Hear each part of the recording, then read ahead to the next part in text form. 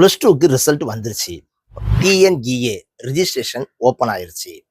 சரி, இந்த ரிஜிஸ்ட்ரேஷனுக்கு அப்புறம் இந்த கவுன்சிலிங் ப்ராசஸ் என்னென்னது சார்? ரிஜிஸ்ட்ரேஷன் பண்ணுவீங்க. டிஎன்இஏல இருந்து உங்களுக்கு என்ன செய்வாங்கன்னு கேட்டா, ஒரு ரேண்டமா ஒரு நம்பர் கொடுப்பாங்க.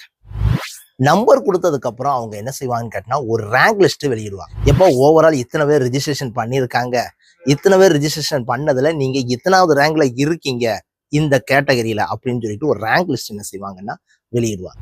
ரேங்க் லிஸ்ட்டுக்கு அப்புறம் கவுன்சிலிங் நடக்கும். கவுன்சிலிங்கிறது என்னதுன்னு கேட்டீங்கன்னா, நீங்க சாய்ஸ் ஃபில் பண்ணுவீங்கப்பா. எனக்கு இந்த காலேஜ்ல இந்த கோர்ஸ் வேணும், நான் இவ்வளவு கட் ஆஃப் வச்சிருக்கேன் அப்படின்னு சொல்லிட்டு நீங்க சாய்ஸ் ஃபில் பண்ணுவீங்க. டென்டேட்டிவ் அலாட்மெண்ட் வரும். டென்டேட்டிவ் அலாட்மெண்ட்னா என்னது சார்? இந்த காலேஜுக்கு இந்த கோர்ஸுக்கு இந்த கட் ஆஃபுக்கு நீங்க எலிஜிபிளா இருக்கீங்க, இந்த காலேஜை நீங்க சூஸ் பண்ணலாம் அப்படின்னு சொல்லிட்டு டென்டேட்டிவ் அலாட்மெண்ட்ங்கிறது அவங்க ஒரு இதை அலாட்மெண்ட் பண்ணி என்ன செய்வாங்கன்னு கேட்டீங்கன்னா கொடுப்பாங்க. Confirmation of the allotment.